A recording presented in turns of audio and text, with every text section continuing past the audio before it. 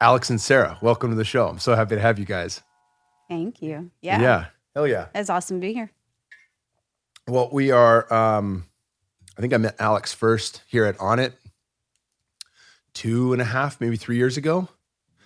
And, you were the first person that I was like, fuck yeah, I got to work with that guy, because obviously this predates getting to meet Paul Chek, who's, been on this show more than anyone else and will likely continue to be that person until the day he dies.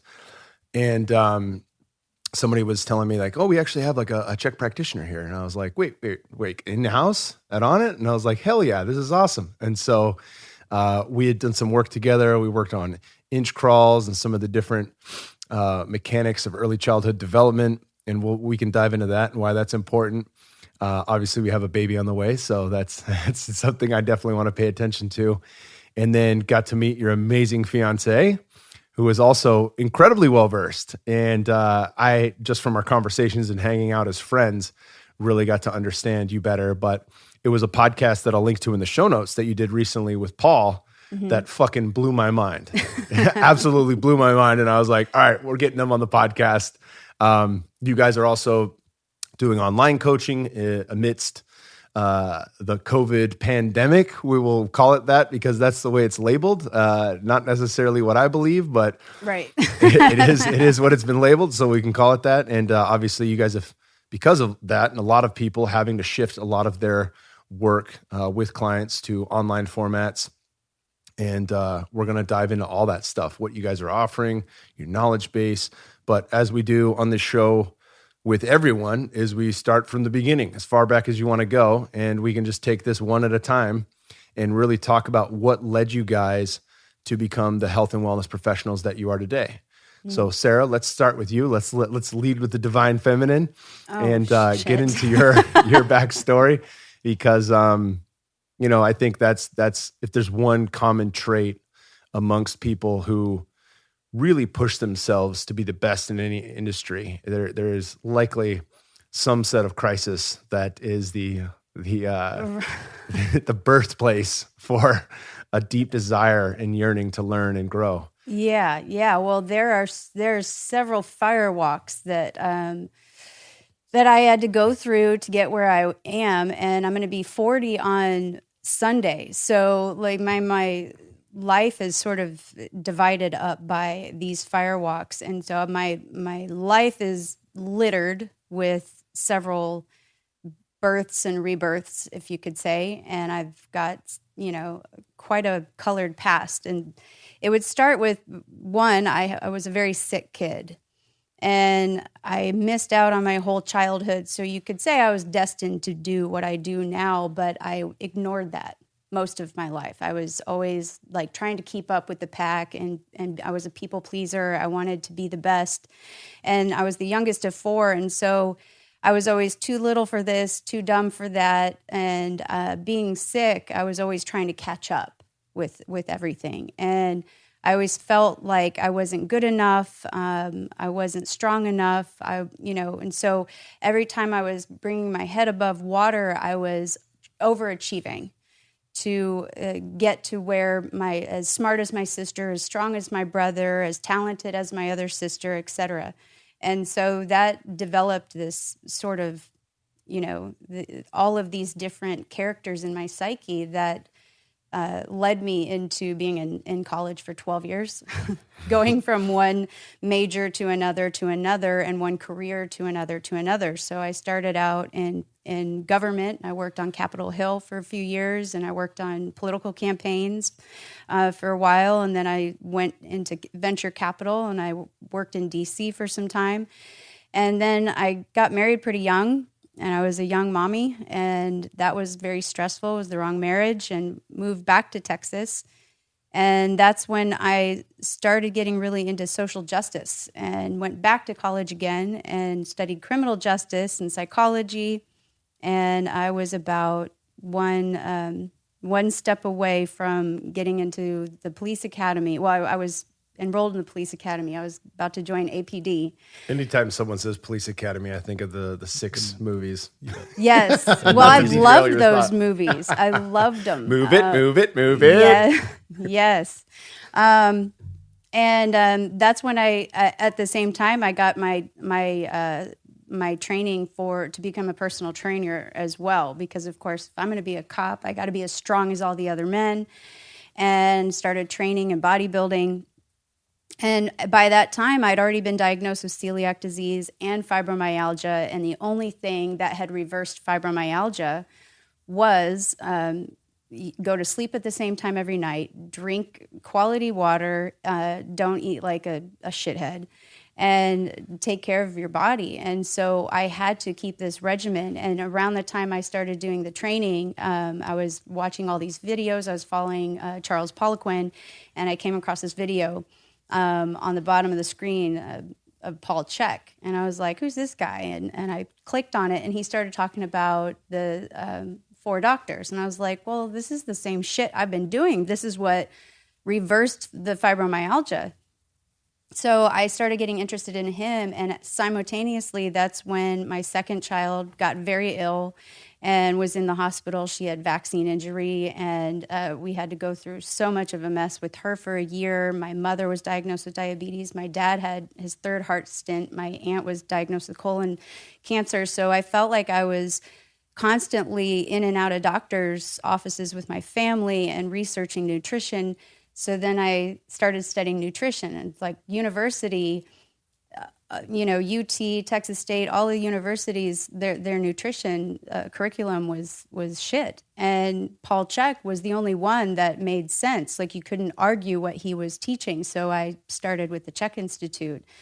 And that's when I started learning about circadian rhythms. And when I knew that once I get into APD, it's 2 years night shift. You can't get away from that before you can go on to, up the chain. So that was a no-no for me, and along with some other things, and I won't get into that. But I also knew that I would be a part of the problem in terms of social justice issues, and so like for-profit prison systems. And so I turned on my heels on that and went into the Chek Institute and didn't look back. And that caused a big problem in my marriage, which soon began to crumble. And then I met that guy over there. Yeah. And I was still married when we met at HLC 3. Yeah, but that was my story. The whole colored past had so many different careers, so many different passions, but all of those things have served me so well in what I do now. I mean, working in venture capital and politics, government, the criminal justice system, legal, psychology, all of that has served me in our practice and growing a business and growing a family. So it allows me to continue to do the research that I've done. And when I started getting into my research about 10 years ago in women's health and putting together that course that I talked about on the podcast with Paul, that's what really kicked it up for me and really lit a fire under my ass. And that's when I knew that, like, I'm now on the right path. This is what I'm supposed to be doing. And I had to go through all of those things. The marriage, all of the conflicts, my both children who got sick, and I lost one of them nearly to liver failure. So our relationship, I'm sure we'll get into that, has been its own firewalk, and that's a huge part of our coaching. As so many people quit when they're faced with the challenge, and rather than seeing the relationship as the path to spiritual enlightenment itself, and looking at the challenge as this is your mirror. And so we are huge advocates of plant medicine, and we feel that the relationship that you can be in, like love, is such a great tool to wake up and to heal yourself, and to use that to integrate those things those insights that you gain, and to integrate that into your life daily and practice those things daily. It's just so hard when you're in the ego, because you see that person and you see that person as the adversary, and you see that person as someone who represents their faults and their tics, and the person that's judging you and criticizing you and not seeing you and not seeing the value in you and not seeing all the other things you do. And it just brings up all of that stuff that, that you don't want to see in yourself. And that's where the growth is. That's where you want to do the work. And that's where a lot of people just take off. Yeah, they think the grass is greener, or they'll find somebody who clicks with them better, or hears them better, or sees them more fully. For a little while. Yeah, yeah, exactly. And that's always the case. That's the magic of the hot sauce that our chemistry does for us, right? Yeah. To bring in that attraction just long enough to create children. Mm-hmm. And then all the work happens, right? Yeah. Plenty to dive into there with relationships, and we're certainly going to do that. Aleks, tell us a bit about what got you into all this. Well, I tried college, and I was born in Ukraine. So when we moved here, I didn't speak English. My parents barely spoke English. And so when I was going through school, I didn't really have parents to fall onto and be like, hey, can you help me with literature, history, English, writing? And it was like, they can help me with math and art, And so pretty much all the other things, I was in a sharp decline. So I'm grateful that in my nature, I learned through observation and then touching and application. So like doing this, show me, let me do it, and then I learn it, and then I don't forget it. And so I had to learn a lot that way. And so when I was trying to go through school, my parents were always like, hey, by the way, they're great people. So if I ever talk like harshly about them, they are doing their best. And it's, watching them as I grow, seeing them for who they are is like, whew, you guys do a lot, and they're just not given the tools. Like most people aren't given the tools, they're just, came here when they were in their 20s and with a 4-year-old, not speaking a lick of English, with no money. And it's like,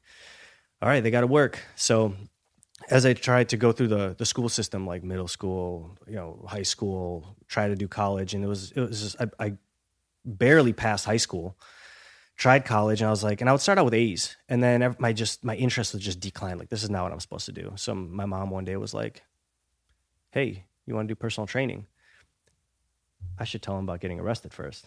That kind of set the whole. I was like, hey, you skipped over that part. Yeah. Don't leave out the juicy details. Okay. Let's go. So let me back up a little bit. Talk about jail. Yeah. So me not knowing how to fit in, because me trying to figure out like what's the right social place to be in, and I've always been, if you ask my parents, like anytime, they're like, he's always a good-natured kid. Always loves animals, always loves people. Whenever he's at a park, he'd always talk to the grandmas and grandpas, because that's who he's interested in. And now it makes sense, because I'm trying to pull elder knowledge out of him, And I attracted someone, my elder, who 8 is years older. Yeah. And so I got, trying to fit in, seeing where I fit into different groups. And so going back again, before we moved to Ukraine, I died when I was 3 in the hospital, and they had to revive me. And so life has been confusing up until like years ago, until I met Paul, basically, where he explained to me what I've been going through and why all these things come up for me. And then it's like, okay, this is starting to make more sense. So now I'm in America.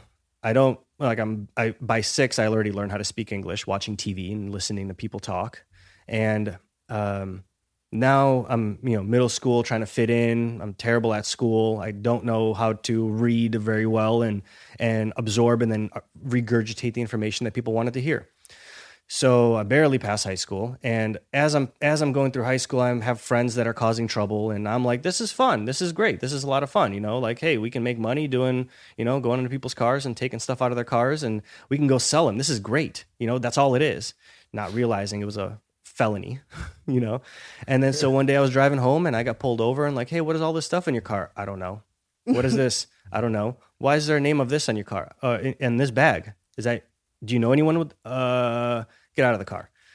So I got put in jail for the day. And, you know, I'm like, just don't call my parents. Obviously I was 17. They called my parents, and still not realizing what I've done. I'm just like, I'll get out of this. Well, we start getting to court, and then I'm like, still like, whatever. We start getting to the verdict, and my parents are sitting there, and they're like, you know, oh, he got convicted with I think it was a class B, I don't know what it was, but it was a felony, a burglary charge. And then I was like, okay, cool. And then I look over, and I just see this look of failure on them, and I was like, this is not what I wanted to do. I was just trying to get some attention because my parents are working all the time. They're never around. Like, normally I get yelling. I don't get no yelling. That scared the shit out of me. Because I'm in my heart, I'm like, I'm a good-natured person. All I want to do is help people, and I pick up trash off the floor and when no one's looking, and random stuff like that. Like, I'll put the cart back, you know, little stuff that people don't really care about, but I'm like, these are my values. I want to make sure that everything's in alignment and Mother Nature is good. And when I saw that look on their face, it scared the shit out of me. And I was like, oh, I think it just fucked up for real. And it changed the whole course of where I was going. I pretty much cut off all the people that were causing trouble in my life that weren't aligned with that message of, I want to help people, not hurt people. So then I just started working out. And then I went from being, you know, a football player in high school and just started training. And then within 6 months after I got arrested, I was on probation. And what was interesting at the probation, they were interviewing me, and they called 3 other people over to re-interview me. And I'm like, I don't understand why you guys are asking me these questions. I gave you the same answer. I'm not understanding. They're like, well, for your felony charge, there's no one answers these like this. So we're just confused as to why a kid like you would get a felony charge. And I told you, I'm like, this isn't me. This is just, I thought this was this. I was just having fun. I didn't know that this was hurting all these people. And like, this is social structure of, you know, a crime.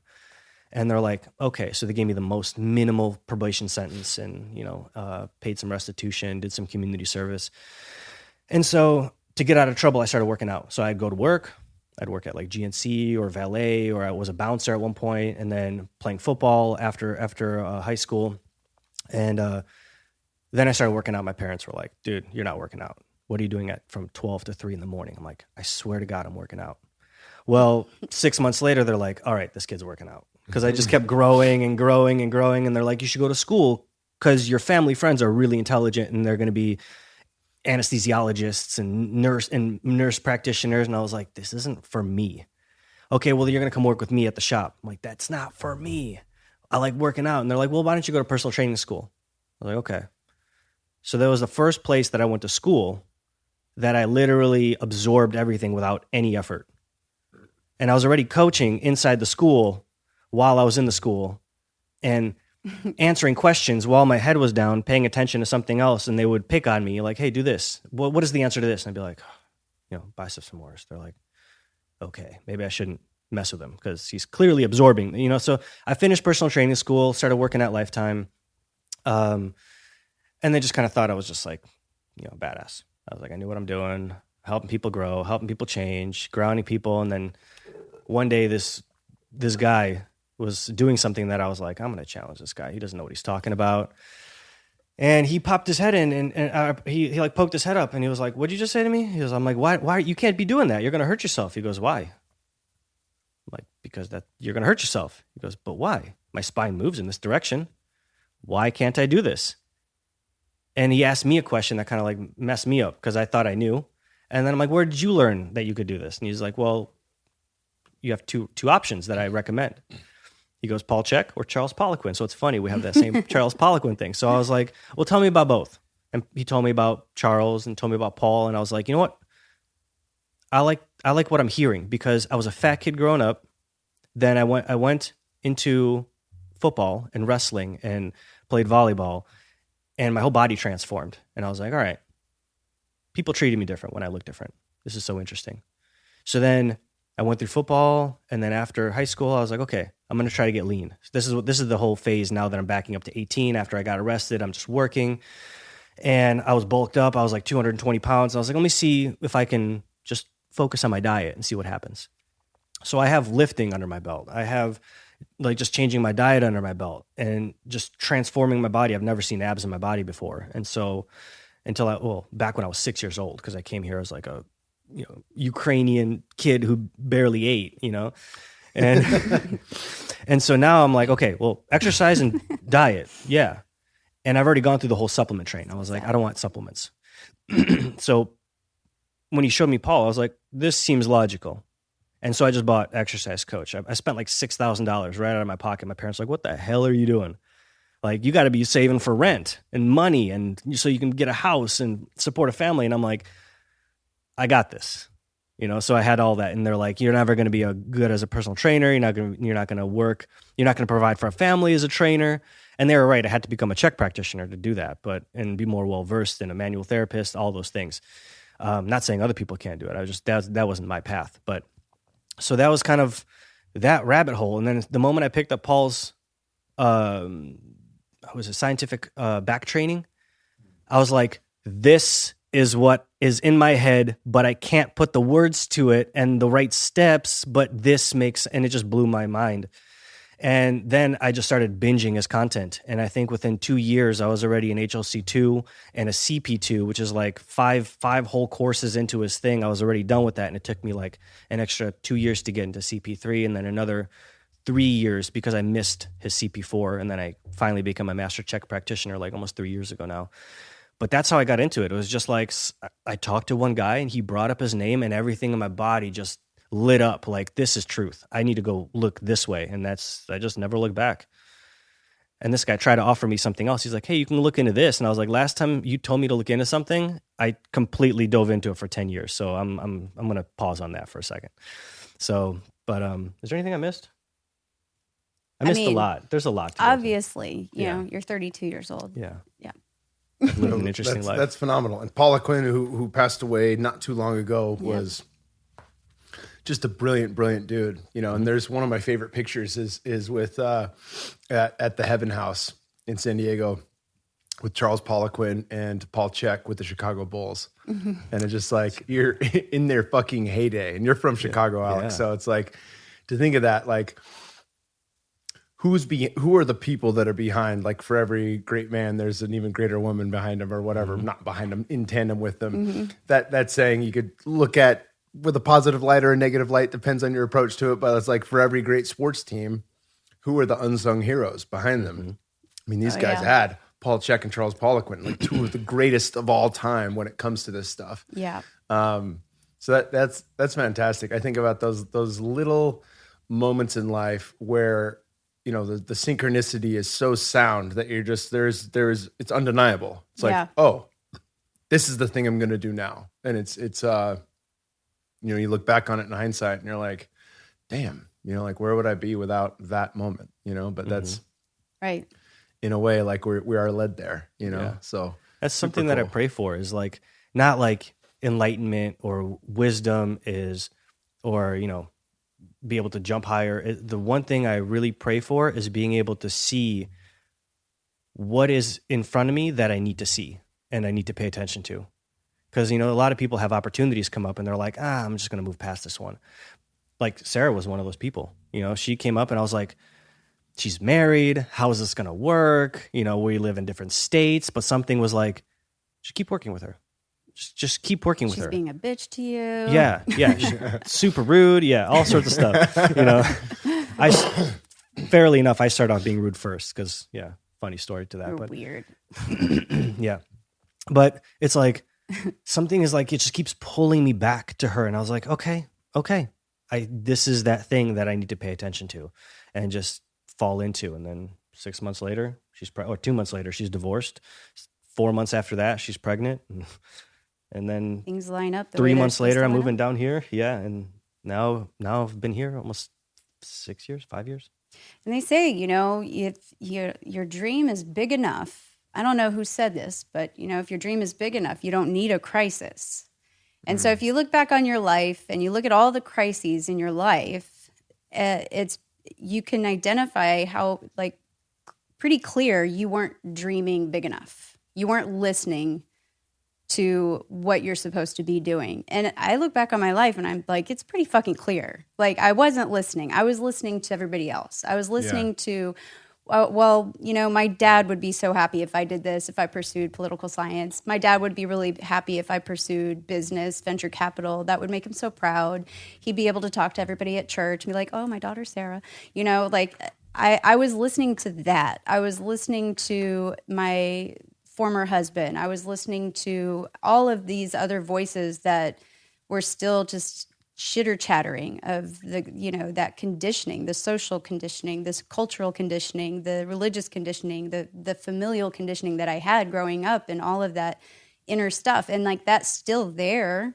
It's just also changed too. I'm also starting to see how some of that was my own working, my own doing, because I see my parents as different. I see how much they tried, and even my own stubbornness wanted to see things differently, and how I programmed myself as a kid. So it continues to change and shift, and so you don't need a crisis if you're actually dreaming big enough. And I wasn't doing what I was supposed to be doing. I wasn't listening to that voice. I was given the illness that I was given because that was what I was supposed to be doing. That was my firewalk so that I could help others out of that.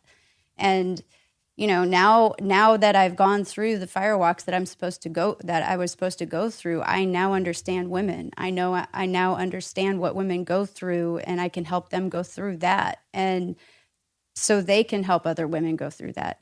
I now can help men understand women's unique human experience so that it gives it a voice, and they can then work with them and be in relationship with them. And same for Aleks. Like, he went through death twice. So now he understands life, and he can help people understand how to enjoy life. And so that's why we go through these crises. But if you're going through the same fucking crisis all the time, like, you're not listening. Yeah, the pain teacher will whisper in your ear to begin with, and eventually knock on the door, and eventually blow the whole fucking house over. Right. Or have you step on a nail. That's right. We did that the other day. Yeah. Well, let's unpack that. Let's talk relationships here, because you know, I've only brought up relationships with a few different people on the podcast, I think, and through different angles. You know, Dr. Wednesday Martin is fantastic. She has a certain viewpoint on it. Obviously, you know, my goal of that conversation, as many feathers that were ruffled by it, was simply to offer a different lens, but B, what are the global things that help people in relationship, whether you're polyamorous, monogamous, doesn't matter. Like, what are these, you know, foundational pieces that everyone in relationship, which we all are, even if we're not in romantic relationship, we're still in relationship. You're a son, you're a daughter, you're a brother, you're a sister, you're always in some you're an employee or a boss, a manager. There's many relationships, many masks and hats that we have to wear.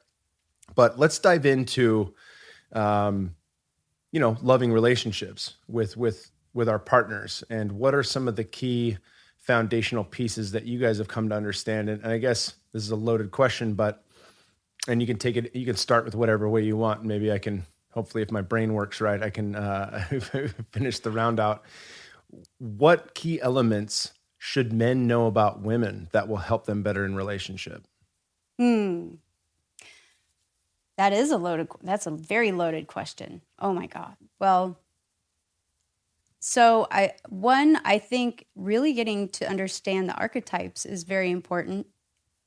But understanding how the feminine and the masculine works. And so understanding the masculine archetypes is very important to understand the woman. Understanding yourself is important, because I feel as though, and Aleks is working on this too with, you know, his courses with the masculine archetypes, is if you haven't healed the child in the lover masculine archetype, for instance, the child is always going to want the woman to be his mommy. And then that will shove the woman into almost a masculine role. And so the 4 main archetypes for women, universal, are going to be the maiden and the wild woman and the nurturer, which is like the mother, the creator, and the crone or the wise woman. We carry those because this is like a developmental, archetypal sequence for the woman. And we have these innately in us all the time, and we can pull them. They're like our counsel. And if we are not connected to these, so socioculturally, women tend to be pushed into a masculine role. And I'm very masculine. I'm very much in my animus, and it can be very difficult because as the CEO, I have to transition. And a lot of women are like this. A lot of women are going through this, and it's very difficult. And so if the man in the relationship, if it's heterosexual relationship, or even homosexual relationship or same partner, and there's one masculine and one's more feminine, there needs to be some sort of a balance of the feminine and the masculine. And if you're pushing one partner to be too much of one, it's going to be without a balance, and one's more of a child. It's just not sexy. It's just not sexy to be that, to be always needed, to always be expected of something, to be, not heard, not seen. So creates like a codependent relationship, right, in a certain sense. Yeah. So the woman needs to feel at some point that if she's expressing a feeling, a need, or a desire, that she is being heard, not seen as the mother giving you didn't clean your room, like a job performance to the son. And the son is then reacting like, well, what about this or what about that? And getting really defensive because that causes the woman to then retract. She doesn't trust him anymore. Because when she takes a feeling, a need, or a desire to her man, it's because she trusts him. She sees him as the warrior. She sees him as the king. And she trusts him with her vulnerability. And if he reacts as the boyish child to the mother, then she starts to lose trust and she hardens. And so that's a huge thing that I see so often, and it's so common, and it's been in our relationship. And it's something that's had to be healed in our relationship. And it's also me being 8 years older too. So then what happens in me is the crone, the shadow of my crone then comes out as judgmental and impatient and intolerant. And so that will then pull on the shadows of the woman. And you're going to see 2 shadows fighting each other. And so that's where the difficulty comes, but also the opportunity to grow in a relationship. When you see 2 shadows fighting each other, that's where you can look at each other and go, like, here's my shadow and here's your shadow. Let's look at those. You just have to provide those space. The other thing, if you want to look at foundational things about women, key differences, is that it's not that we can just make babies. There's 4 phases of our cycle. If you're looking at a fertile woman, and throughout these phases of our cycle, we go through lots of shifts, lots of different shifts. And so, the first phase of our cycle, like all of our hormones are down, and then they start to rise, which makes us more, free-flowing and energetic. And then mid-cycle, that's when you see us at our most horny, more playful, more competitive, more aggressive. And then they start to fall and dip again, and that's where we are very in tune with our emotions. That's when we're calling you on your bullshit. That's when your shadow is going to come out. She's pointing the finger at me while she says this. Yeah. That's a perfect reenactment. And so this is where the crone will come out. We are very in tune with our intuition and our inner wisdom, because as those hormones begin to fall, the immune system dips, and we are super in tune with our higher self and the higher chakras. And we can sense everything. And for lack of better words, bullshit. We smell it and sense it. And that's a good time to, create space with your woman. So that would be in the 4th phase of the cycle. That's premenstrual. And that's why I hate that they call it a syndrome. premenstrual syndrome, where women are erratic and emotional. No, it's because we are so tuned in to all of our emotions, everybody else's emotions, and it makes us crazy. No, we are just so tuned in. And so that's a good time to sit down and counsel with her and do reflect on say the month back past. And to a cellular level, women are different. Our immune systems are different. And for the times now, like, we can fight viruses off. The estrogen compounds in men cannot stop the replication of viruses. The estrogen compounds in women can. That's why you're seeing double the amount of men falling from this current virus right now. And they just had that study come out just a couple of years ago, which is crazy to me. And so women are phenomenal, and we can get into that later, or you could just link the podcast with Paul, because that's what my course is all about. It's the only course, which still blows my mind, that is out today, as of now, that details all of the variations of how women are different from each system of the body down to the cellular level, and why we are still programming them different, why we are still assessing them differently. Why aren't we doing this? Why aren't we studying them? Why is the science still looping them into the average male 165-pound human? One size fits all, right, as with everything else, from and diet to tossing out all this information and diagnosing them the same and prescribing the same amount of medications, vaccinating them the same.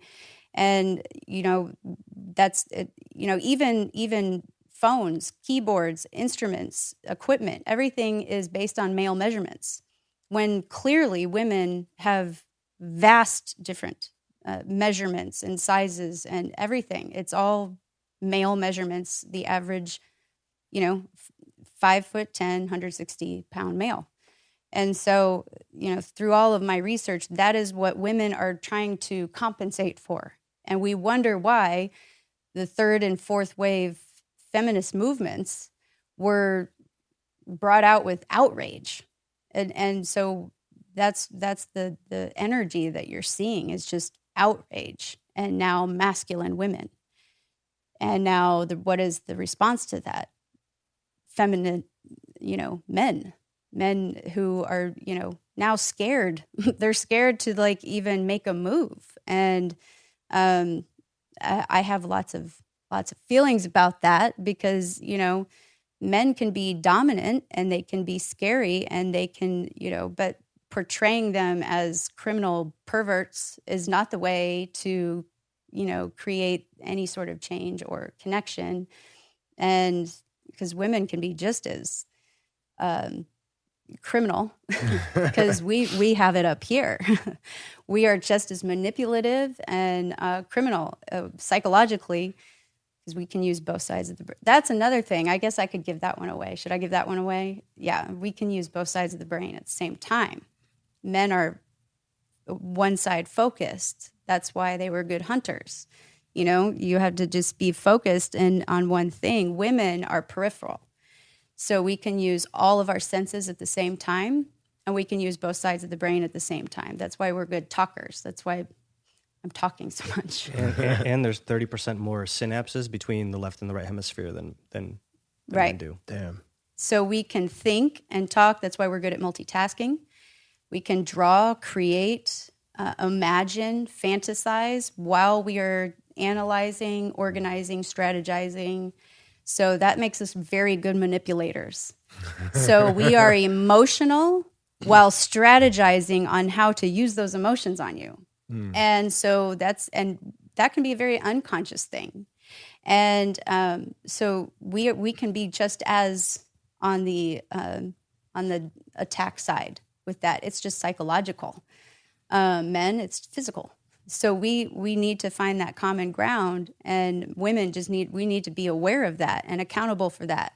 Men, yes, they're big and physical and scary, and we can be a victim of that, but men are victims of us too. They're victims of our psychological warfare and our psychological manipulations, and we need to be accountable for that. We need to step into that and say, yes, we we do that. And we need to come into an awareness of that. We need to be conscious of that because it is a gift we have, but we need to use it for our good and for the good of our men, and we need to use it to uplift them, just like men need to use their strength and their power to protect us. So right now, there's a lot of both being used for not good.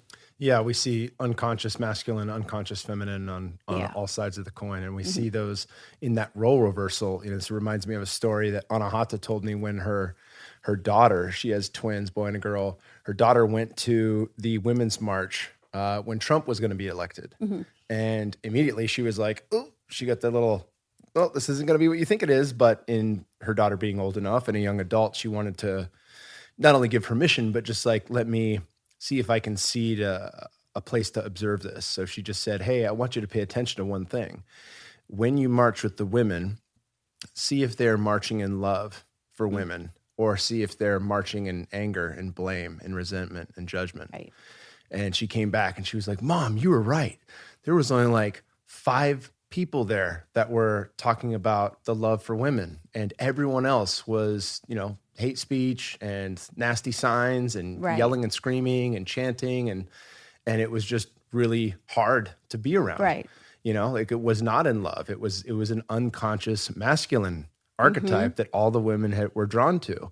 And this is important. I mean, it's we talk about these things. I mean, it's for people who have studied Jung or Czech or who's well studied, obviously, but and really taken a look at why archetypes are important. And I think, if I recall right, you guys might know this, but Czech's 4 podcast series on the pain teacher, he really talks about why the archetypes are important. And you can listen to it on a podcast without diving into Man and His Symbols and a lot of these other really hefty books to uncover that. But they're an important lens to look through. And the bottom line is, if we don't understand how these affect us, then we don't have language to use on how to find the right way out of it, right? We simply go through life with blinders on. And, to your point, it's funny because right when you started bringing this up and you were talking about how if the man has not healed his inner child, he will look to his partner as the mother, and not in a good way. I mean, fucking right when quarantine started and shit hit the fan, and I was dealing with a lot, and we have a little girl on the way, and I've really have been called to practice working with the conscious feminine energy in myself, not just from plant medicines, but just from our little girl being on the way. I started processing a lot of stuff with my mom. And just like you said, Aleks, I'm in a great relationship with both my parents now. I love them dearly. And my mom even called it. She's like, as you finish the work with your dad, you might have some shit come up with me. And I was like, yeah, all right, we'll see. And sure enough, I was wrestling with Bear and Christian, and Tosh was yelling at us because we were tickling Christian and not letting him breathe. And my mom always used to tell us to stop wrestling, like if she thought one of us was going to get hurt. And I looked at Tosh and I was like, quit fucking yelling at us. You're acting like my mom. And then like immediately when it came out of my mouth, I was like, oh my God, here I did it. Oh, wow. Wow. And like had to unpack that, thankfully, with ceremony and with apology and, the tools that I have to be able to see where that comes from. But like that was still buried in from when I was 7 years old. Yeah. Like there's the fun police again. We're not allowed to play, right? And then it just fucking slapped that label right onto her rather than seeing it as maybe she has a point. B, she's likely in a highly protective state because she's in the 3rd trimester of pregnancy and she's seeing through the lens of care and nurture and not overdoing it. And then that really just unpacked that. But I mean, everything you're talking about right now, like, again, if you haven't heard of this stuff, I know it can seem out there and ethereal, but it really does give us very tactical tools and a means to start to explain some of the ways we navigate through life. And they've been, as I've dove into the archetypes, and Aleks, I definitely want to give you space here to dive into the masculine archetypes. It's just created a whole world of different lenses for me to look through in life. And I think that they're incredibly valuable and important. So again, if it's your first time, I get it, but stay with us here because this really does make a lot of sense. Archetypes are amazing though too. I mean, Aleks will get into that too. But if you even look through history, you can see the development of archetypes just in history. And just going back to that, you look at the third wave of feminism, Vietnam War, when men were forced to go to war, a war most of them didn't want to go to. What happened while they were gone? Women were burning bras. They all decided, this is my body, whatever, like, and as they had a right to do, and off to college, they were doing all these protests. These men came back from a war they didn't want to go to, watched the most horrific shit that they went through, lost men, came back with no limbs. It was horrific. And what did they come back to? Women protesting, marching, chanting all these lyrics about how horrible men are. You can't touch me. This is my body. Fuck you. Like, what a mind fuck. Yeah, and it was getting spit in the outrage. face. Right. Yeah. It was an outrage against men. Well, guess what? Guess who is now running our Congress? Those men. Those are the men who are now in Congress. That's the time that they are. Like, those men who were in Vietnam and in college during that time, those are the men who are now in Congress and in our Senate. So now you wonder why shit is the way it is. So, like, you can see the effects actually in our society now as a result of those things, as you see those archetypes and how the psyche works and the results that happen and play out. And so that's the shadow. And now, years later, decades later, look what happens as the result of those shadows and those archetypes. And so that's why we agree. Like, archetypes are so important to study. It's important to understand about yourself, because there are consequences, long-lasting consequences that happen. And, you know, I'm trying to rein in my 14-year-old because her wild woman is developing right now. And I want it to be healthy.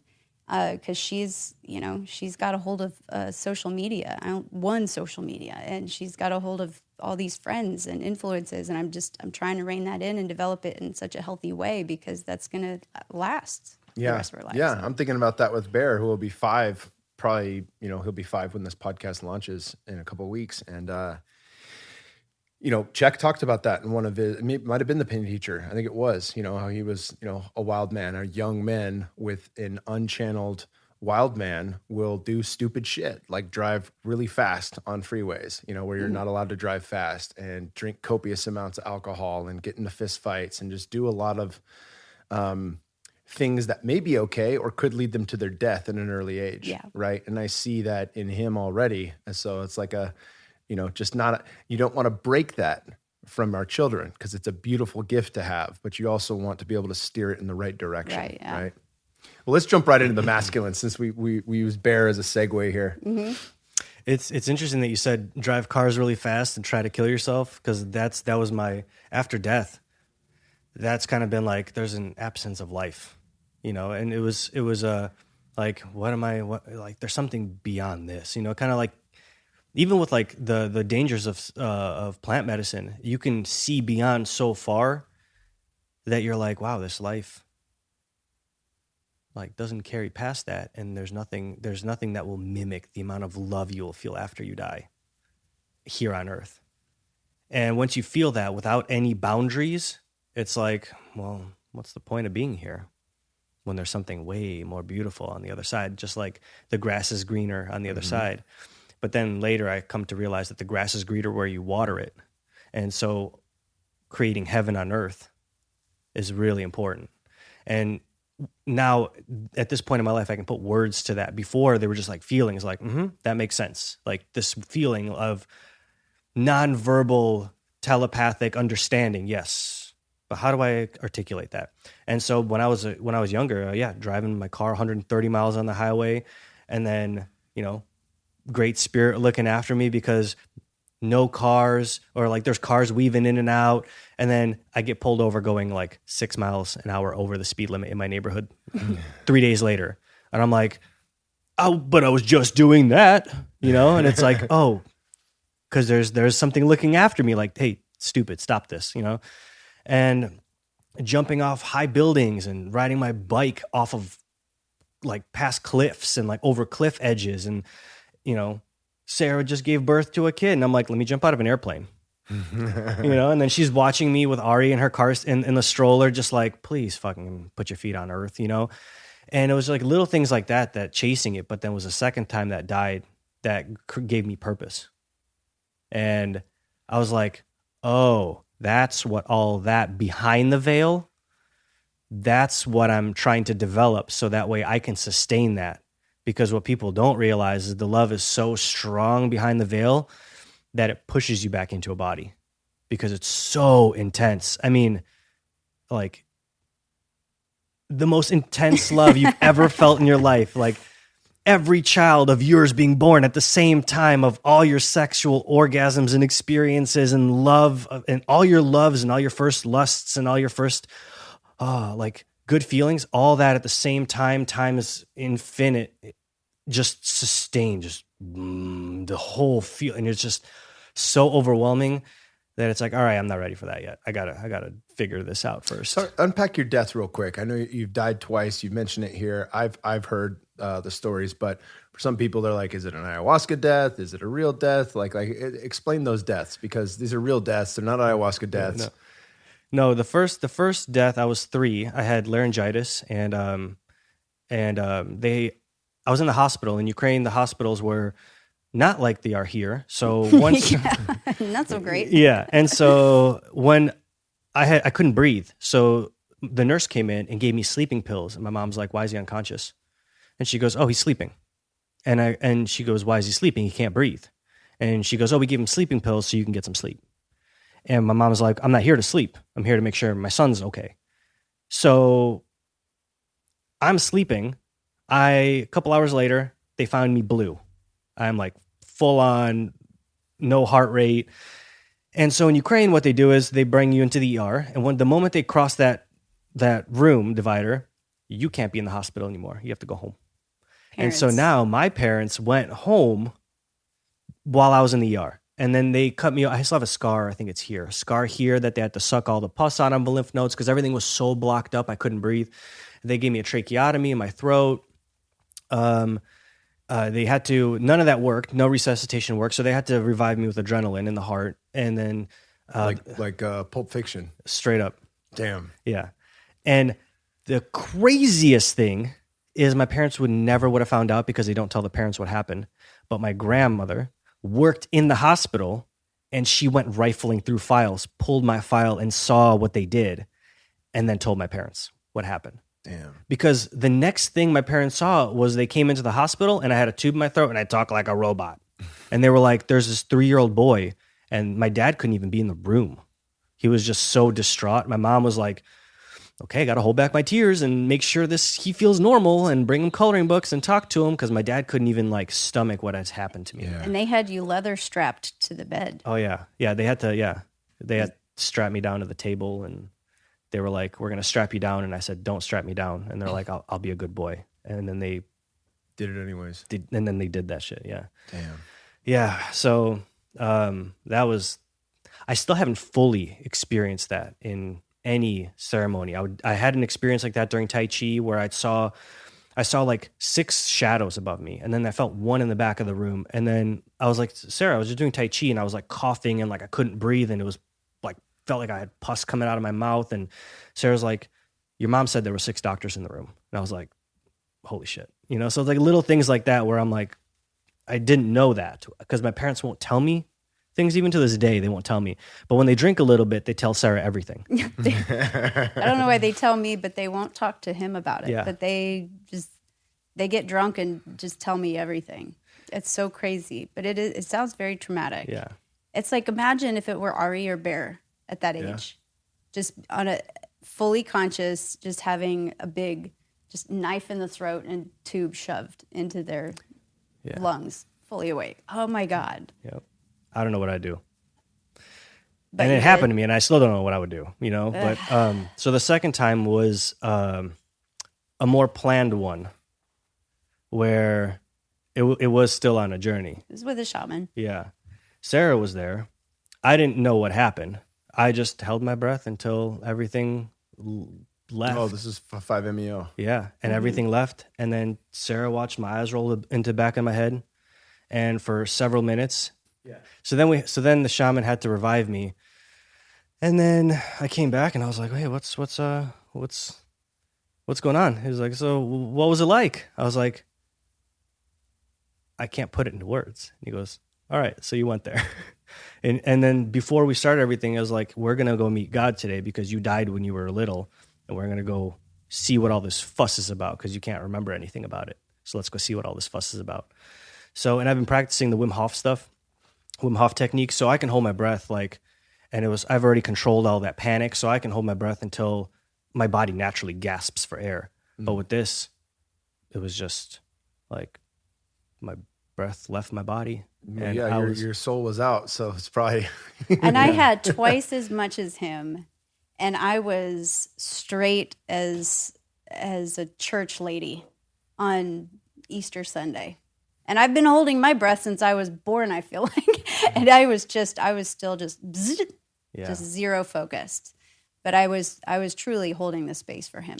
Yeah. I've definitely had some ceremonies where same amount as before, whether we're, specifically with 5-MeO actually, where I hold my breath just as long and I don't go in a quarter as deep. And then I realize like 2 minutes into it, oh, I'm here for so-and-so. Yeah. I'm here on behalf of the collective. I'm here to, I've had my privilege to be able to go and visit that space when it was for me, but now I'm here in the service of others. Oh, go ahead. I was just going to say, that's one of the beautiful things about the group space that you learn in ayahuasca is that it's not my ceremony, it's our ceremony. And that shared experience is beautiful because if it's through over the course of a few different days, you can definitely get to your space where you get the deep inner work. And there's other times, even within a single night, where you realize like I'm in the service of others right now. And that's a really beautiful space to be in. And we take turns like that a lot. And I've had ego deaths, and this was not that. There's times where I'm like, oh, I don't know who I am. I don't know where I am. I don't know what's going on. And we've talked about all these things, and I'm like, I'm like, oh, I'm back, but this experience reminded me of the first time, where it was just like I can get into that space with just thought, and I can be like, yep, this is what I remember this feeling, but I don't know how to put words behind it. I don't know what this looks like or feels like, but then that space when I got into with the shaman, that's what I was like, yep, this is my childhood. This is what I saw. Because people have their own experiences, and I remember being able to recreate, or luckily Spirit showed me what that was like and what the afterlife is like, and it's just I came back with way more purpose. And now, because before I was like, well, fuck it, I'm going there, and that feels awesome. But now it's like, oh, there's a lot to do here, and there's always time to go there. At any point, you can go there, and you'll never have here again. And so, I just have this weird perspective on life where it's like, I like the hard stuff. I like the lifting heavies. I like the getting deep into something. I like that's why I attracted this woman, because no one ever triggers me. And if you think you're in a relationship that it's going to be, I don't know, smooth sailing the whole way, and that's the perfect relationship, then you're missing out. Like, this woman, not only does she love me the most and I love her the most, but she also triggers me the most out of any person. And it could be something stupid that I could look over every person that would say that would ever say that to me. But she just gets under my skin, and that's good, And the beautiful thing, like, about relating this to other people, and especially men, is after all these death experiences and like knowing what comes after, at least in my perspective, I've seen what happens after my soul leaves my body and doesn't come back for 10, 15 minutes. What else is there to do except just be better? So when Sara is over here, like, triggering me and telling me in her crone phase what's going on with me, and I think I'm this high and mighty person, crone archetype, window, and I think I'm high and mighty and think I'm the man and I'm the king, but then what else is there to do? And even if I argue, is she right or is she wrong? Does she have my best interest? That's the first thing I look at. Even though I'm pissed and I can't control what I'm doing, my first thought is, she has my best interest. Why would she tell me this to make me worse? Is that true? No, it's not true. This woman is only trying to make me the best human being, the most aligned human being, and I trust her for that. No, because I'm fucking smart. And if the best he becomes, like, the better our family is. And he knows that. Yeah. You know. And I trust that she's not trying to make me worse. You know? Yeah. And there are times where I'm like, she's also triggered. And this is coming from, let me just settle this. But still, regardless, she's always trying to make me better. And I can't argue because I'm not my best. So when I am at my best, now I can put my foot down. So at so many times, because she is ahead of me, she has lived more life. I am trying to catch up on so many different levels. I need to catch up. You know, I need to put my trust into someone that has my child, that we share bank accounts with, that we share a dream with. So all the people that are in a relationship, hopefully you can trust your person, you know, that they had your back no matter what. And I don't know if this is the perfect time to get into the archetypes. Let's do it right now, brother. Yeah, I've been waiting for it. Okay. let's dive right into the male archetypes. So that's when you know the king doesn't want to be controlled, you know, and then but the king, there's so many different kings throughout our lifetime, and that we've seen in history. There's good kings, there's bad kings, there's tyrants, there's benevolent kings, there's all these different ones, and they all have a shadow and they all have a light side to them. And so what I've been diving into and what I've been really called into is almost taking, because each of the king is the fire, you know, the lover is the water, they balance each other out. And then you have the warrior, who's the earth, who's made out of the earth, you know, who's solid like earth, who takes care of his body, grounds himself in his purpose, and is contained through earthly movements. And then you have, which is balanced by the magician, who creates things out of nothing, right? Is very logical and very mathematical, but also very heady, very like, I'm going to follow this thing and see where it goes. Like a lot of people do. Like they're like, go mad. And they're like, I'm going to go do this thing. Air element. Yeah, the air. Yeah. But what I started to realize is you can't just balance yourself with the lover, or you can't, it's really hard to balance yourself with the good attributes of like, oh, just be that. You know, how many times people are like, just be better. And you're like, how do you do that? Like, okay, I'm okay. So I'm, you know, not sleeping with every woman I'm coming in contact with, but I still have the urge to, and I don't understand why. So it just takes deeper like therapy to go into each one of these things and find out what the child is that's needing to be healed, but also behind that, where do you need to go in the actionable steps you need to go to be the archetype itself. And these are just only 4. There's so many more archetypes that people get called to, and, you know, builders and fools and magicians, or magician's one of them, but, you know, shamans and engineers and advocates. There's so many different ones. And if you don't follow at least your path, you're going to be lost and you're going to be in the shadow of all the other ones.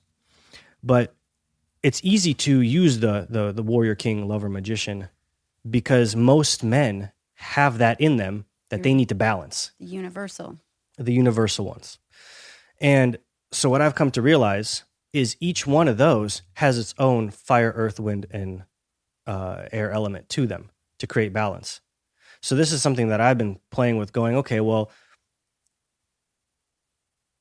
if the king, you know, has a fire that's too hot, you could go look at the fire element within.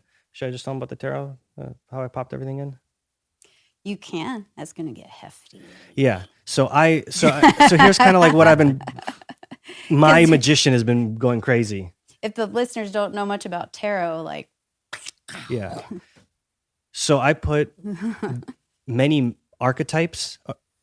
For the archetypes, I assigned a tarot card that matches and balances out each of the 4 archetypes. So each archetype has 4 individual tarot cards that balances out. And each tarot card has a whole list to unpack. So if you're wondering like, oh, my fire of my king is too hot, well, just more like healthy fire doesn't soothe the soul. So you learn from the water of the tarot that harmonizes with the fire of the tarot. So you go, this is what I pay attention to. And once this balances out, I can participate fully and more balanced in the wholeness of the king card, of the king archetype. And so without unpacking all that, because it's kind that's of a podcast in and of itself, for sure. It's a mess. It is, yeah, for sure. Archetypes can really, really run deep. And that's where like most of our coaching is archetypes. And I do the same thing with the 4 universal feminine archetypes, and it's all developmental. So if the maiden, which is one of the first, that's like the gateway to femininity, and that's between 4 to 10, 4 to 12 maybe. And if that is not developed in a healthy way, you either have a wounded maiden or an unevolved maiden. And if that happens, then you have the maiden and then the wild woman, the mother, the crone. But they kind of skip. If you have a wounded or unevolved maiden, you're going to have a shadow mother archetype. Same with the wild woman. If the wild woman is wounded or unevolved, you're going to have a shadow crone or wise woman. And so you can't heal the mother archetype in yourself until you go back to the maiden and figure out, are you unevolved or are you wounded? And then you need to work that out. Then you can heal the mother. And so it's really deep stuff, but once you start working with it, it's so insightful. It's so enlightening, and it becomes very exciting once you start getting into that and learning about yourself through these archetypes, because you start seeing your life in a new way. It's almost like we were just talking about that the other day. Like, we change our minds all the time. We change our mind about when we're going to go to bed. We change our mind about what we're going to eat. We change our mind about who we're going to vote for. We change our mind. Like, we're always changing our minds on a daily basis, minute to minute, hour to hour. Like, just looking at the archetypes through the timelines of our lives, we can change our minds about deeper level things. We can change our consciousness. We can change our perceptions. We can change our beliefs. That's stuff that will blow you out of the water. There are beliefs that are capable of changing that you're not even aware of, one, and that don't think you would ever change. For instance, like, there are things happening now because of this pandemic and the quarantine. Things are starting to normalize a little bit right now. However, what's going to happen in the fall, that I've seen and that we've seen coming up, just through journeys and just through like looking through other lenses, and just politically, culturally, globally, how things are going to change and the shift in consciousness that's going to happen. We have to be prepared for this. So many things that people are about to experience just on a conscious level, belief systems, is going to knock them on their, like, I don't think people are prepared for this. And they have to start looking at their belief systems. If you start looking at just the news in itself, it's the media is getting desperate on what they're posting, their headlines, the things that the headlines are saying. Aleks and I have started looking at things a whole lot differently. And I think people are going to start looking at this on the other side of it, just even in the fall, September, October. You're going to look back at April, March, and go, my mind is not the same. And so that's how you look at archetypes and timelines of your life and go, like, I don't even know who that person was. But there's healing that has to go through. You have to go back to that person, and you have to work with that person. You have to work with yourself and give yourself forgiveness, because there's a lot of judgment. You judge yourself for thinking these things. You judge yourself for being so stupid or making the wrong decisions, or that still happens on an unconscious level. And so we work with those archetypes on that level. And so I think also that's why we're doing the online coaching now, is we see that there's such a conscious shift happening, and it's going to get bigger and bigger and bigger, and it's going to keep rolling. And the people that are here now, that are going through this, that are experiencing this, and that are kind of have an awareness of things changing and happening right now.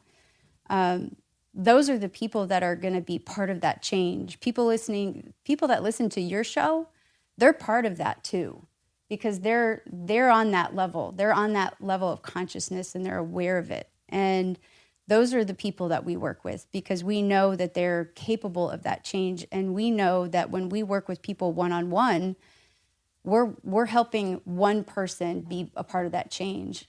And now that we see what's coming, we know that it's way, way bigger and a part of our purpose and calling to reach more people.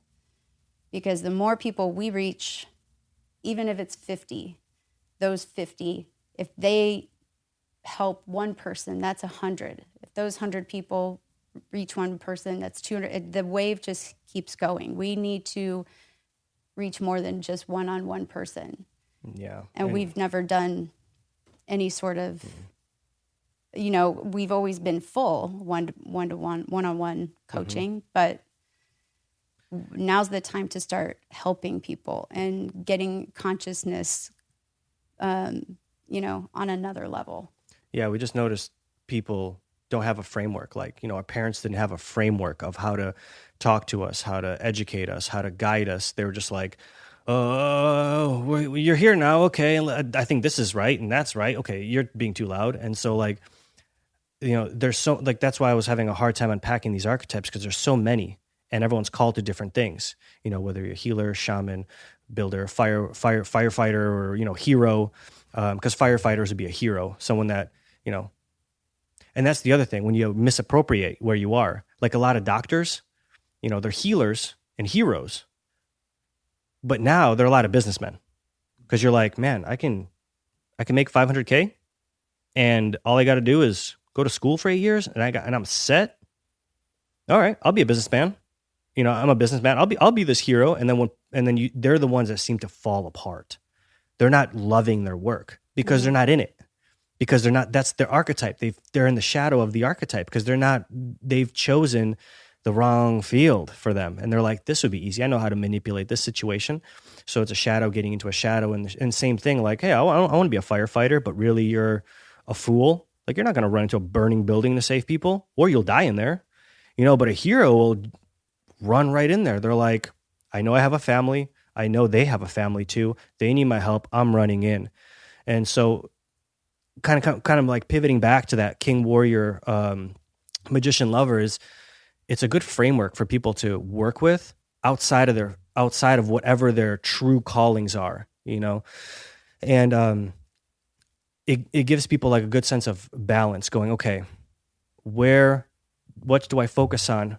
Because the potential is hundreds and hundreds of things to do in this life, thousands, millions of things that you could pursue, feel, experience, billions. And how do you know what you want to do, or how do you know you're rooted in what you are going to be and what your purpose is until you're whole? And so universally, there are, in all women and all men, universally, there are these archetypes. There's the hero's journey in women and men. And until you're whole and you're integrated in all aspects of your life and you are aligned with that, how can you fulfill your purpose and use your gifts and give those gifts to the world?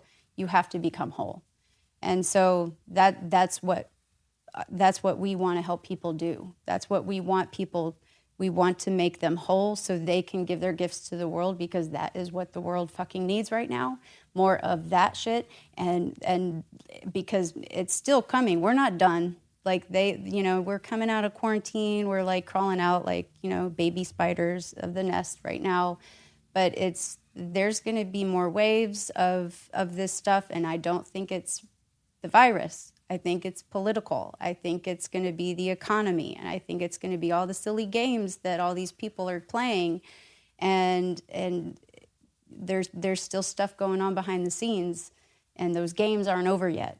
And we need to be prepared for that. We need to prepare ourselves for that, and the people who have something to offer, and they need to be rooted and they need to be grounded, because those are the people who are going to inspire others, and they need to be ready for that. They're going to be the ones that are going to inspire others to be rooted and to be grounded and to go for their passions and to give their gifts to the world. That needs to continue to spread, not hide in our homes and be tucked away and worried about, taxes and the economy and where we're going to get food.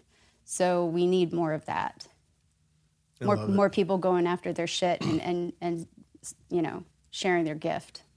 Yeah. It doesn't help when, kind of like that, the same thing with the archetypes I was talking about is when you're in your shadow, it's like, just be the light. And it's like, no, address the shadow. Understand why you have the shadow. Acknowledge that you are that. That if you are mad at Hitler, well, you have the same qualities that Hitler is capable of inside of you too. So you're mad at that guy because that's the part of yourself that you can't respect. Love him, not love him or hate him. I think everybody universally hates Hitler, but for the most part, he was in the wrong path. Yeah, love him or hate him. Jordan B. Peterson, he beautifully states that. Like, if you think you're like, how could they fucking do that? How could the Holocaust happen? Like, that is less than 100 years ago. This didn't happen in a time where the human brain evolved since then, or that consciousness took leaps and bounds since then. Like, everything that's in your fucking body was in their body. Everything that makes you a human being, and still you might argue with that, but the point is, like, it is in humanity. We are not fucking far removed from it to do the most atrocious possible things to other humans and to the earth. And it's the acknowledgement of that that gives us power over it. It's the ability to look at it and say, oh, okay, that does exist, but I don't have to choose it. But you acknowledge it. You don't look away from it and pretend it's not fucking there, right? Now that kind of goes back to the buffalo medicine that I've talked about a lot on this podcast. When the Native American buffalo wisdom is that when the storm comes, the buffalo get shoulder to shoulder and go head first into the storm.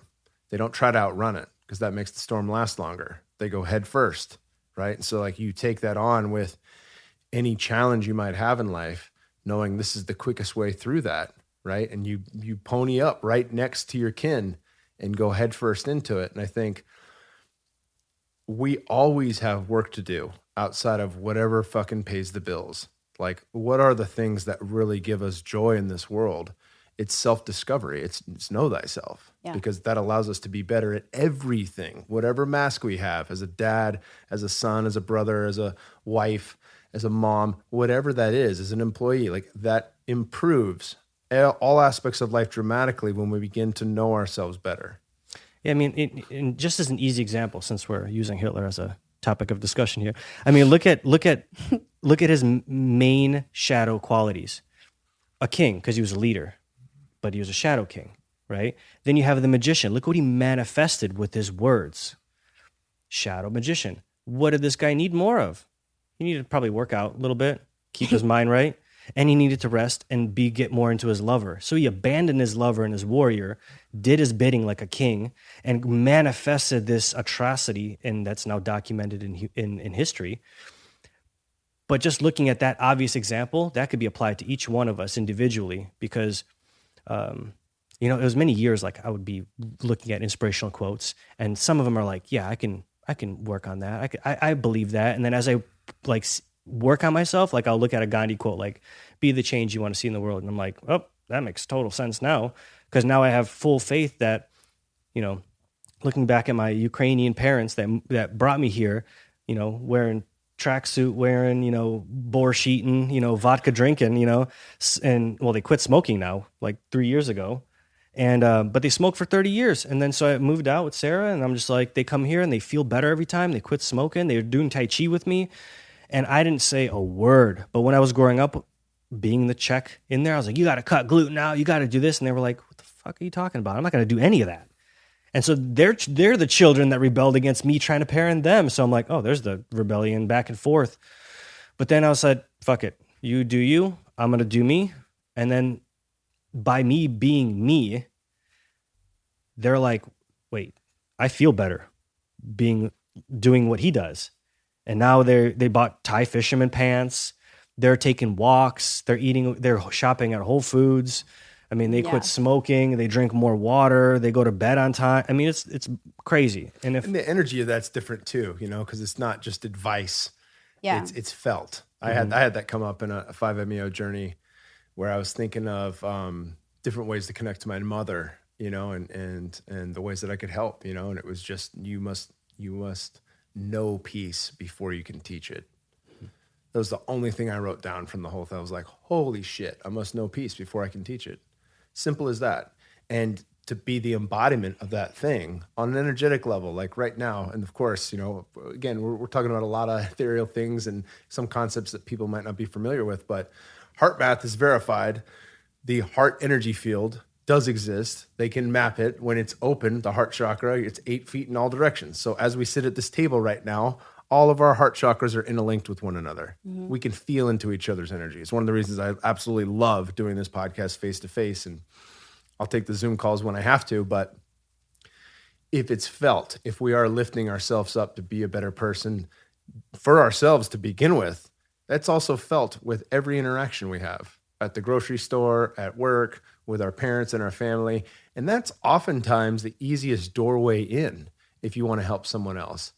It's just them feeling your light and your love and like, hey, what's different? You're awesome. Like, tell me more. You know what I'm saying? And there's a receptivity in that when it comes, especially when that energy is in balance with the masculine and feminine, then that is granting permission for the feminine to come in and ask about it and want to know more and want to receive that. Yeah. I wanted to add something. It was and there's even shadows in being good. Like when you're like, oh, help someone at the store, help the old lady across the street, help pick up trash. And then the shadow to that is, why isn't anyone helping me? And then you start getting down on yourself, like maybe I shouldn't just do these nice things because no one does them for me. And then I'm entitled to have these nice things. But then it's like now you're getting caught up in the shadow of just being a good person.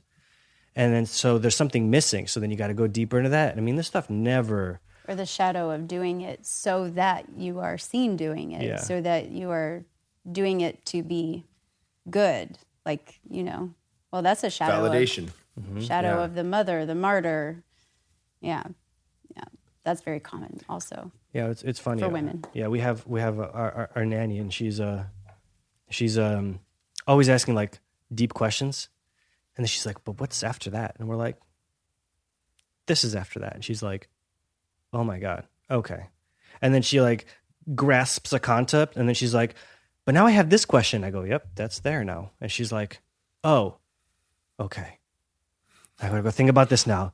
And then she like, it's fun because, she's young and she like hits a wall. And then I remember hitting all these walls and then being like, there's more, just breathe, You're 20 years old. It's okay. Yeah. It's okay. But she's thinking these things. We think these things. There's people that have never even dove into one of these thoughts. That's now you open up that box of the childlike curiosity and it breaks people sometimes, So, then you got to worry about who is the healer that's helping them. And are they opening that box too quick? Are they shattering realities? Is that right? Should I give them the answer to that? Should I give them time to come up with their own answer?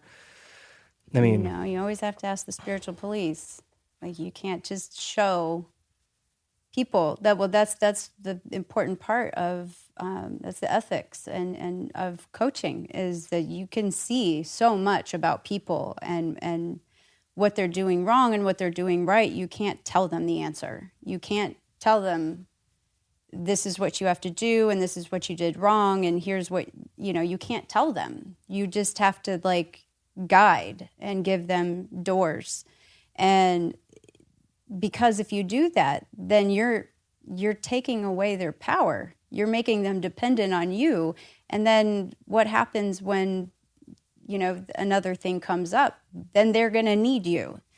And so rather than being able to do it themselves. So that's where we see a lot of different, coaching modalities where it goes wrong because they're just and a lot of therapy. You go see a therapist, a psychologist, or a psychiatrist. That's all you do. You sit down and you talk. You tell them. They say, this is your diagnosis, what's wrong with your head, and here's a worksheet. This is how you do it because that's what's wrong with your brain, and here's a prescription. And so I feel like where so much of today's, diseases and diagnoses and pathologies are wrong. Like there's the book of the psychology and psychiatry has a book of diagnoses. In 1959, it was is when it started. There were like 149 clinical clinical pathologies of the mind. Now there's over 380 something categories of pathologies. One of them is sexual identity confusion. Another is alcohol drinking.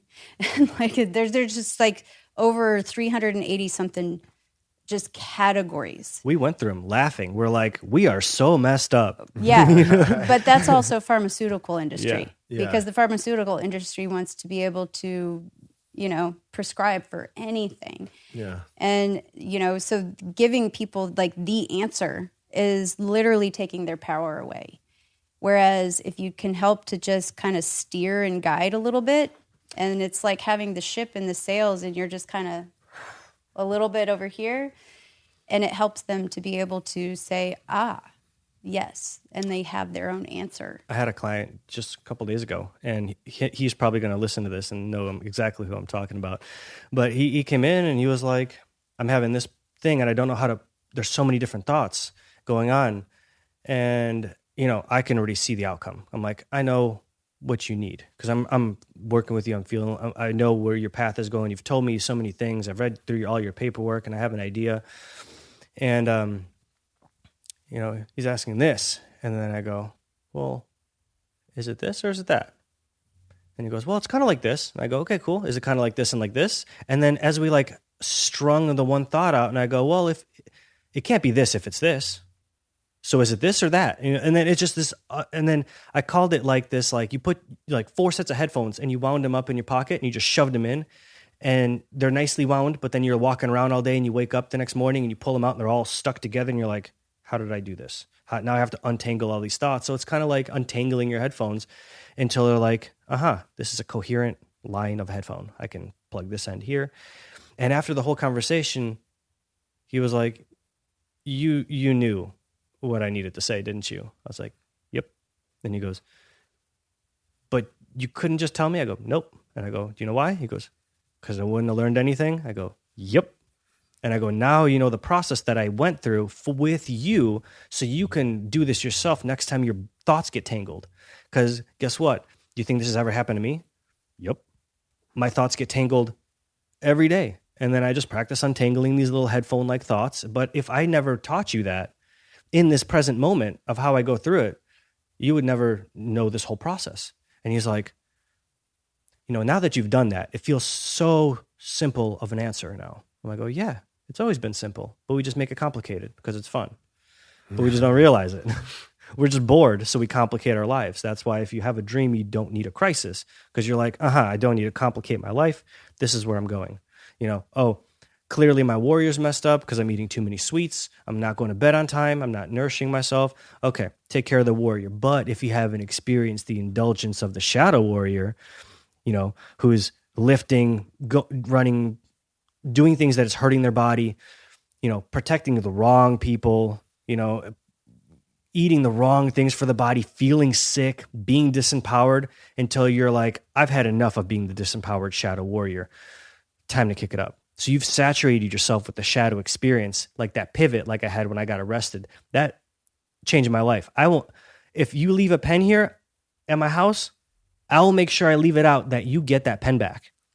Because I never want to disappoint people like that again. I have saturated myself with that experience. I'm done, right? So that doesn't even roll through my mind. Alcohol doesn't roll through my mind. Gluten doesn't roll through my mind. There's so many things that just don't entice me anymore.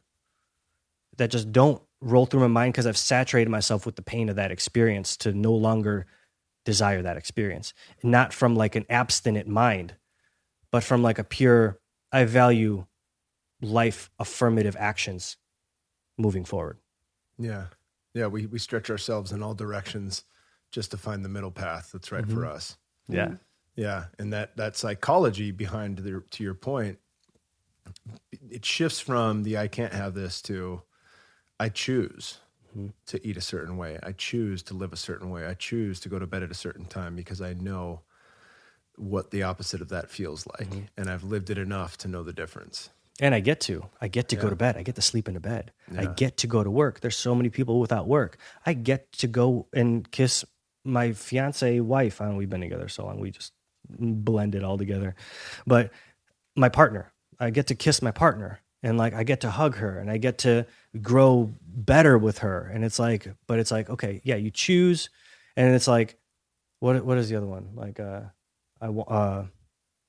forgot what the more devolved ones are. I have to. Yeah. Yeah. Right. I have to just get better versus I get to be better. Like, you could be dead. You could be worse off, but you get to be where you are now by the choices you make. But now you get to participate in life if you choose to participate in life. And how cool of a fucking gift is that, considering that how carefully planned we are, and how much of a cosmic fucking mystery it is just to get your soul into the egg of your mother's womb, to have your soul and conscious development plugged into that. And what are the fucking chances of all your ancestors having sex and staying alive long enough for you to be here right now? Mind blowing. And then you just piss it away for life experience, of pain, which is okay. As like, gluten. Beer. And as someone that's been on that other side, I'm like, I'm no longer trying to save the world. I'm here to save the people and demonstrate to the people that want to grow. And then through my actions creates change, not through my flapping of my gums all the time, even though I'm flapping my gums right now.